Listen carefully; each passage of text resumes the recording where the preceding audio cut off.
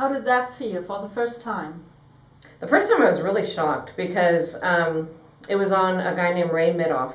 It was in 1995, and I got called up to Miscavige's office, conference room, along with about 3 other executives, and Ray was already there. And I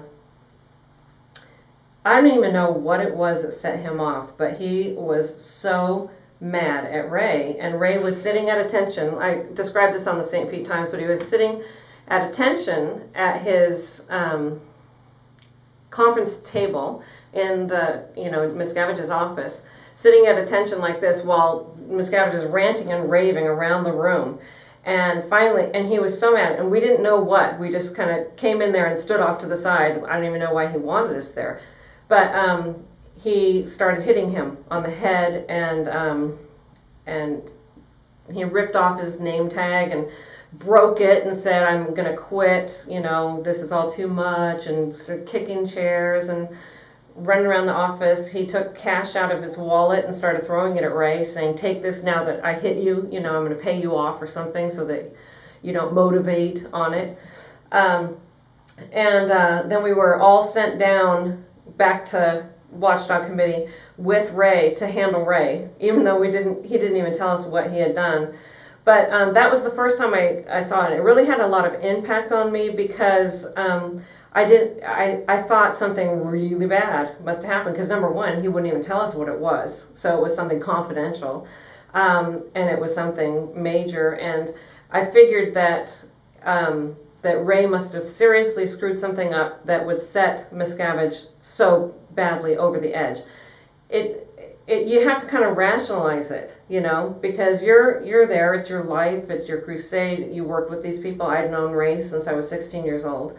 And for you to see something like that, you think, Miscavige has got to handle some big catastrophe that Ray created, and so maybe it's justified. But I'm not in on the information, so what do we do to handle Ray? Everyone's trying to figure out what to do to handle Ray. He ends up going to the RPF, and he was gone for 4 years. That was the first time that I saw it. After that, it started actually happening often. I understand that it happened quite often even before the first time I saw it. But that was the first time it had a lot of impact on me because of that. And the whole thing about not having all the information leading to such an aggression.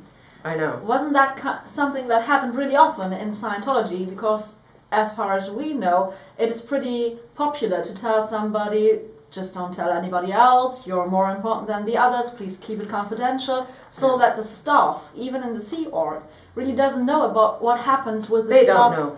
At the international base, it's a confidential location, and what you are made to sign things, nothing that happens there is supposed to go off the property. You don't talk about it to somebody else at a lower echelon.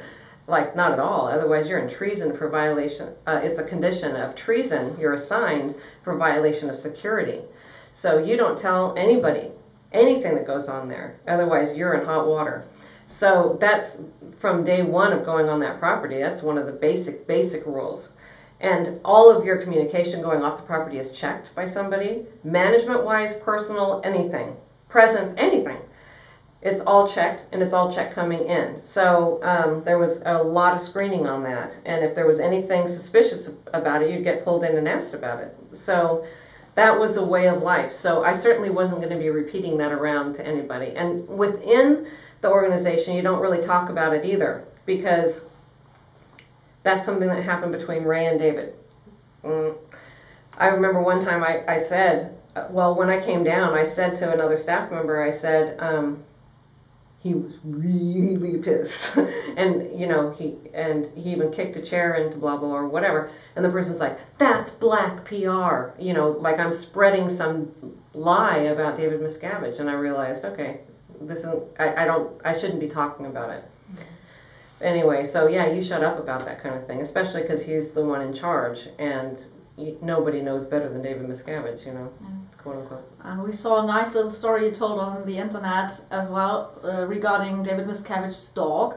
Oh my God. And I'm sure you saw the interview Tommy Davis gave in the aftermath of that. I know. And his whole face went blank for a second before he tried to make fun of your story. So how was your reaction to the Tommy Davis? Tommy reaction? Davis is so clueless. He never worked at International Management. I was there for 20 years. He never went there. Maybe he came up to take a celebrity through or something like that. He didn't know anything about the inner workings up there. He knows me. I am not a liar. I worked to build Celebrity Center. He was part of that. I worked with him very closely. It's outrageous. It sounds outrageous. So it's probably the first time he ever heard that accusation. So he's going to go, I don't know, let's bring him in here and see if he barks at you. That's a stupid ass answer, but but he really isn't in the know. It's not like, oh yeah, it's a known thing that you salute David Miscavige's dog or something like that. I was even surprised about it because I was out of Watchdog Committee for 8 months in Golden Arrow Productions, same property, different organization. And when I came back, I was made to read everything that David Miscavige had ordered while I was gone, binders of stuff. And one of them was a jelly project. And that jelly project, I said, what's jelly? And that's David Miscavige's dog. Well, the whole subject of the project was how criminal all the executives in international management were and how they needed to be weeded out and all this kind of stuff. Why is it a jelly project? Because Jelly is more competent as a dog than any of the managers. So I read this going, he's so snide, it's not even funny. And then when I walked into my office, Miscavige was there in the conference room with several other executives, and Jelly was there in a sweater with, captain stripes on the epaulets, which made me laugh. But it wasn't funny. It was supposed to be funny.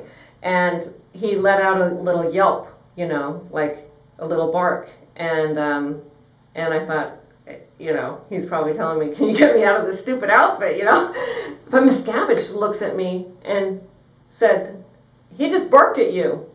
And I'm like, yeah.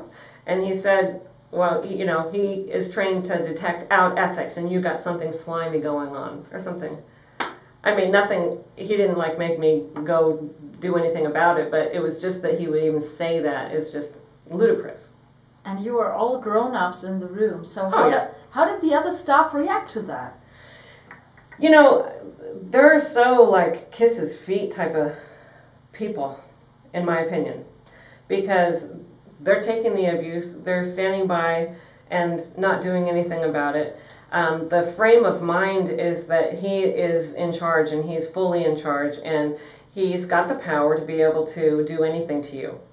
Say, good, you clean dumpsters for the next 5 years, and that is precisely what you would be doing. Mm-hmm. He abuses his power like that and just thinks people are such trash.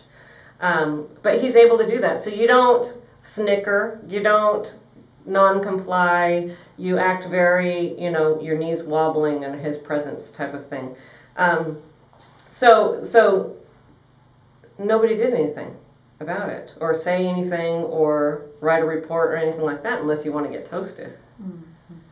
And without having too much spoiler alerts for your book, maybe you have some interesting story about the RPFs, or the RPFs, your time in there. How did it feel, and what was the reason for you being sent there? Okay, I would like people to read the book for that, because I really took the time to make sure that it's explained, and so I do want to do that. I will tell you one thing, but it's not on the subject of the RPF. Okay. And this is with regards to Tommy Davis dumpster diving, because some people wanted to know, give me the specifics. Okay, I'll give you the specifics.